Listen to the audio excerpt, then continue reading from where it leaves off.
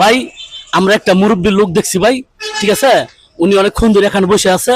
হ্যাঁ, আমরা তার কাছে যাব, যাই জিজ্ঞাসা করবো তিনি খাওয়া দাওয়া করছে কিনা, তাদের বাড়ি কোথায়। আসো মুরব্বী, আপনি খাওয়া দাওয়া করছেন দুপুরে? অল্প কিছু খাইছেন না? এখন আপনাকে আপনার কিছু খাবার দিতে চাই, আপনি কি নিবেন? আপনি কি নিবেন খাবার? আচ্ছা ঠিক আছে, ধরেন আপনার জন্য সুন্দর জিলাপি আনছি। জিলাপিটি একটু খোলেন, খুলে একটু খান। জিলাপিটি একটু খুলেন, খুলে একটু খান, বিছানা নামলে ছোটালন খান। ঠিক আছে, দেখেন ভাই, খুবই গরিব মানুষ, খুবই দুঃখী মানুষ, মুরব্বী মানুষ, বয়স প্রায় 100 হইব, বয়স 100 হইব।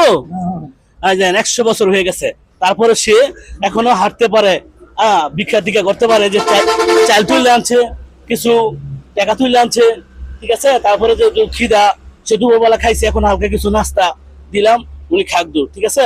বিস্কুট দিছিল, এর আগে বিস্কুট দিছিলা, দেখেন এখন বইসে একটু জিরাইতেছে।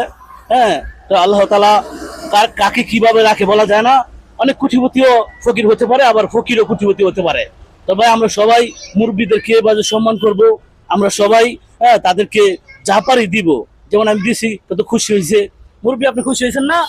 আলহামদুলিল্লাহ। দেখছেন, এই যে কথাটা কইছে, এটাতেই আমার নাকি। হ্যাঁ, আমি তো আসলে খাবার দিছি না, আমি আল্লাহকে সন্তুষ্ট করার জন্য মুরব্বীকে সম্মান করছি। আল্লাহ তাআলা আমাদের সবাইকে তৌফিক দান করুক ইনশাআল্লাহ।